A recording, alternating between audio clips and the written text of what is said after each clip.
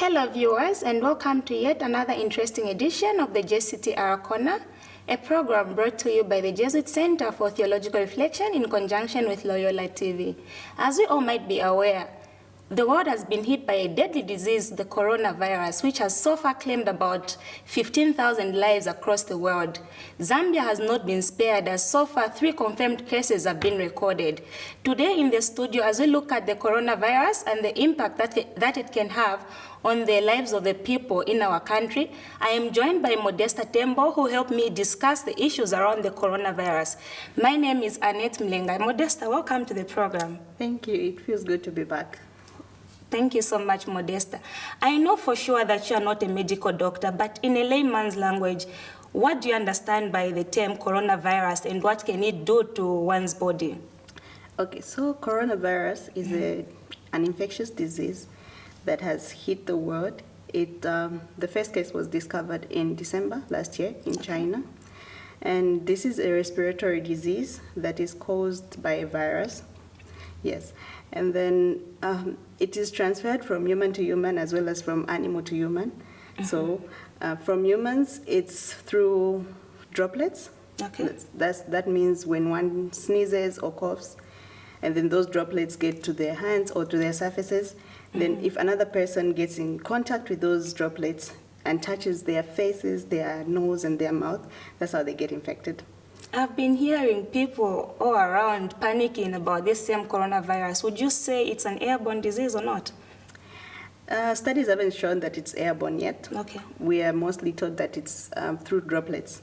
Mm-hmm. That's respiratory droplets. Mm-hmm. Like I said, when one sneezes or coughs, and then when you have those droplets that come from your nose and your mouth, you touch surfaces or you greet people, then a person that didn't have it before touches their mouth, their face, or their eyes, they can get infected. Okay, thank you so much, Modesta. So in terms of preparedness, do you think Zambia has what it takes to ensure that the coronavirus disease or the spread is prevented rather than cured? We've been following the pronouncements or the briefings by the Minister of Health. After we discovered that we've been hit by 2 cases, there were some measures that were taken or were put into place. That includes the closing of schools, the restriction on gathering hours, that's for church and also other places. Mm-hmm. And then we've also been advised to social distance ourselves. Mm-hmm. But I think looking at how the world in itself has been hit, we cannot say we are really prepared. There's so much to do. And it also calls on an individual. Yeah. Okay. I just heard you talking about the measures that government put in place in order to avoid the spread of the coronavirus. So we saw the premature closure of schools as well as the reduced operating hours in terms of businesses in bars, clubs, and the like. So do you think we as a nation have the capacity to monitor and ensure that all these restrictions are followed or adhered to? I think so far we cannot say that we have everything in place to monitor. Mm-hmm. We see people still continuing to go to these places, but I'm made aware that some places have actually adhered to what the minister said, and then they've also they're trying to follow the advice that we've been receiving. Okay, thank you so much, Modesta. So viewers, in case you're joining us, this is the Jctr Corner, and today we are just looking at the coronavirus and the impact it can have on the lives of the people. In the studio, I have Modesta Tembo, a program officer at Jctr. So Modesta, just to get a view of what you think, what impact does such a disease pose on the people, especially the poor, the vulnerable, and the marginalized in our society? Okay, we can put this into 2 perspectives. We can look at the impact that it will have on the economy at large, seeing that we've been restricted on the number of hours or operating hours, and then maybe we've seen from some countries they are closing business, there's a lockdown on the economy. So if we get to such measures, we might be affected in terms that in looking at the poor and the marginalized mainly. We'll have challenges with income, or even the little that they're getting will come to a stop, and then that will automatically affect our lives and the way everything that we consume and everything that we need as human beings. Okay. So I heard you talk about the economy as a whole. I was just thinking, you and I know that the airline industry has been badly affected by the coronavirus. So looking at that, how would you put it in the Zambian context, knowing the fact for sure that most Zambian people depend on businesses outside Africa, and these are the countries that we rely on in terms of business and getting goods and services in our nation? We'll have, okay, I can start with the tourism industry. First of all, it has been hit badly, seeing that there's these restrictions, not only in Zambia, but other countries are restricting their people from moving around, coming in or going out of the country. So that industry has been badly hit. Zambia is also an import country, meaning that we import most of our items here. And these restrictions might also mean that there will be scarcity, or will have little to give to the people of Zambia in terms of what they need to live a dignified life. Thank you so much, Modesta. Now, with all these negatives that are going on in our nation and the world at large, what would you say could be the impact on our already fragile economy? Like I said earlier, like we depend on other countries. Yeah. And also, we are told this can maybe result into a recession. Okay. That is, economy is going down instead of growing.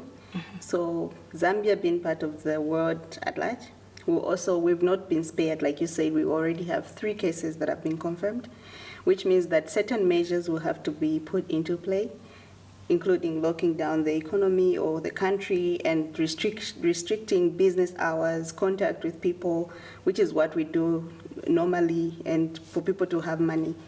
And in turn, that will also bring about an increase in economic growth.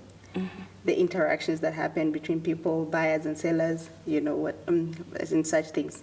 So if we put a lockdown, or if we put up the measures that have been put up, it will mean business as usual comes to a standby, and that in turn will have an impact on people's incomes and the daily activities that we do, business activities that we do.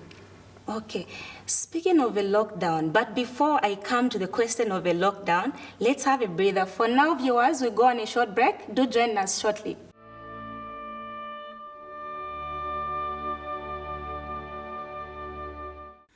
To advertise on this program and enjoy amazing introductory rates, please call us on +260 211 290959 or +260 211 290912 or +260 953 538 000, or send us an email at loyolazam@gmail.com.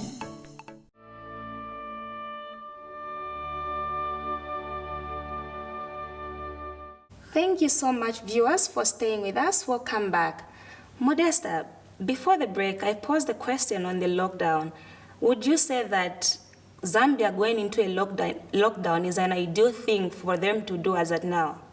Okay, some of the measures that have been given to us by the World Health Organization include social distancing and limiting people's contacts with each other. So lockdown would also see a way in which Zambia can put some of those measures into play. So it could be a thing to consider as a country or as a nation. How would that negatively impact the nation? The economy will be on lockdown as well, if I'm allowed to use that word. There'll be limited economic activities, but it will help safeguard the lives or the health of the majority out there. Okay, so just last week or a few weeks ago, I heard the Zambian government made a few pronouncements, one including where the government was saying the coronavirus is partly to be blamed with regards to the depreciation of the kwacha against other convertible currencies. How would you speak to that in relation to the national economy? The economy at large? will be Yes. badly affected. Uh-huh. But for the currency, well, we saw South Africa being hit by the same virus. That was before we even recorded a case in Zambia. And their depreciation rate wasn't as high as the Zambian depreciation rate. So if to fully put the blame on the corona, I doubt it. It wasn't a full blame, they said partly. Okay. How would you speak to that? Would you say, yes, the coronavirus has an impact on the currency or not? Now that we've recorded the 3 cases, I think it would be a best time to monitor how the exchange rate moves. Okay, all right. Thank you so much, Modesta. So as Jctr, what would you say to the authorities, especially the policymakers?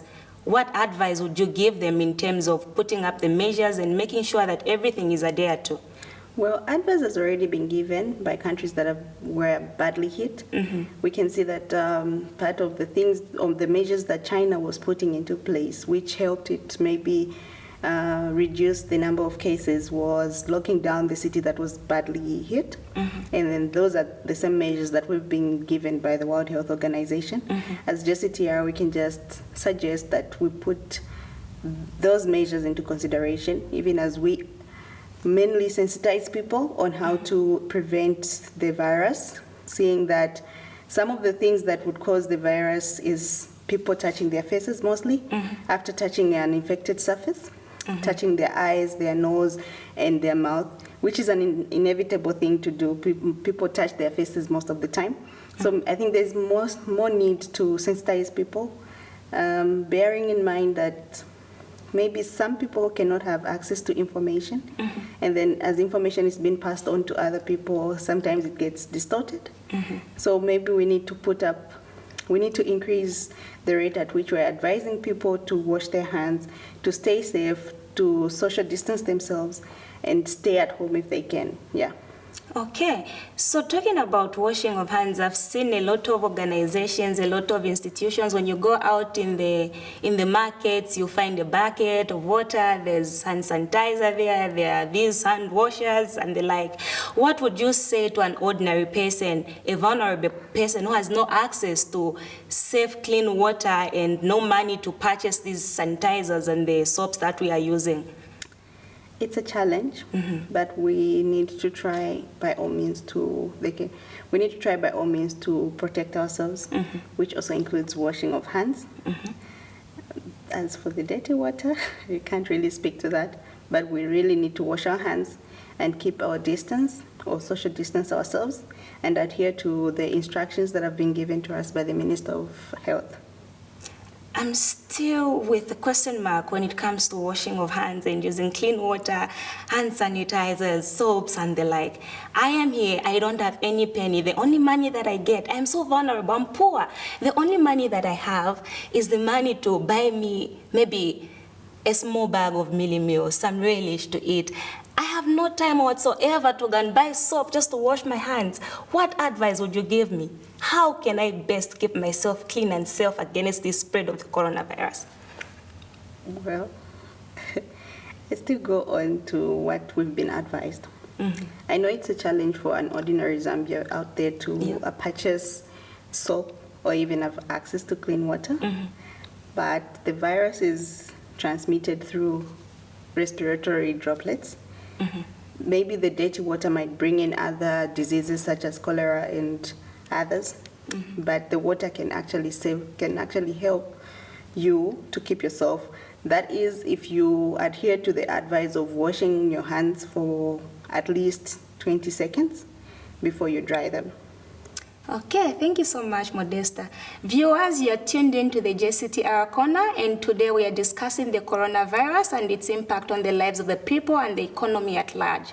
So, Modesta, I would like to find out, as a faith-based organization, what role can the church play to help those in authority in combating this virus, looking at the restrictions that government has put in place to say we should reduce maybe the number of operating hours, as well as the numbers in our social gatherings, and also the social distancing that you've talked about. So how can the church come in to help those in authorities combat this virus? The church can adhere to the advice that was given by the minister, And then we can also take advantage of other technological advances that we've seen coming into play, like trying to still preach the word and reach masses, even as in the midst of this corona or this disease.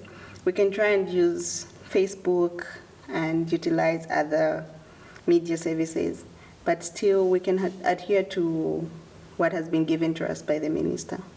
Okay, yes. So Modesta, I know time is not with us, but just in summary form, what would you tell the government as a way forward in terms of prevention, treatment, and just generally safeguarding the lives of the people in Zambia against the spread of the coronavirus? Well, we can do more. I think we have a lot to learn from China, seeing that it was mostly bad hit, and then a number of them have been cured. Okay. We know that the death rate from the corona is not very high, but yes, we can still learn from China and what they've done, and also put into play what other countries are doing, lockdown, and also limiting social gatherings, which has already been done, closing of schools, but we can do more. We can still sensitize people on the proper way of washing their hands. We can advise people, keep on passing on the message to say avoid touching your eyes, your nose, and your mouth, because this is the way in which the virus actually gets into your body. Okay. Just a few days ago, I was in town and I saw a lot of panic amongst the Zambian people, everyone rushing into the nearest pharmacy purchasing, the face masks, they were purchasing gloves. Do you think those are also helpful in terms of combating the virus? Well, research has shown that the mask actually can be helpful if one is infected and you're not trying to pass on the virus to another person. Okay. But as for the person that is actually trying to avoid the virus, it's better for you to wash your hands and keep the mask off your face, because with time you try to adjust your mask and you try to do all sorts of things. In the process, you touch your eyes or you touch your face in trying to do all sorts of things. And then maybe you have contaminated hands. Your hands might be contaminated. And then like that, your germs get closer to your eyes, of course, your nose and your mouth will be covered, but mostly your eyes and your face in general is exposed. Okay. So washing of hands, we cannot overemphasize it. Washing of hands is a requirement. Wash every now and then for at least 20 seconds. Would you say that sanitizing your hands only is not sufficient? Sanitizing is okay, provided that the alcohol percentage in that sanitizer is about 60%, which the World Health Organization has recommended. And how often is one expected to wash their hands, if I may ask? Because washing of hands is just coming out of your conversation every now and then. So you're putting emphasis on washing of hands and social distancing. How often should one wash their hands? As often as they would like to wash their hands.